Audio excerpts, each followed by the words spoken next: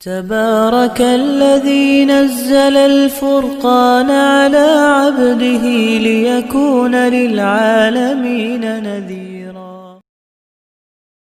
مسافر کا مسجد میں موبائل چارج کرنا کیسا ہے؟ مسافر مثلاً کسی مدرسے کا سفیر ہے یا مبلغ ہے، اگر وہ بضرورت مسجد میں ٹھہر جائے اور مسجد کی بتی سے اپنا موبائل چارج اس نے کیا ہے تو اس کو چاہیے کہ کچھ رقم مسجد کے فنڈ میں جمع کر دے۔ موبائل جو چارج کیا ہے تو چارج کرنے کے بعد کچھ رقم مسجد کے فنڈ میں جمع کر دے، کیونکہ نماز سے زیادہ ایک ضرورت پوری کی گئی ہے، اس کا معاوضہ مسجد میں جمع کرنا چاہیے۔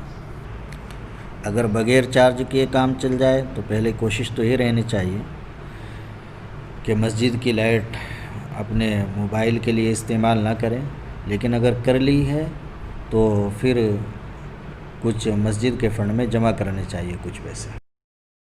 جی ہاں، یہ حکم معتکف کے لیے ہے کہ معتکف جو شخص ہے تو مسجد کی بجلی سے اپنا موبائل چارج تو کر سکتا ہے، لیکن اس کو بجلی کا عوض مسجد میں داخل کرنا چاہیے اس کو بھی۔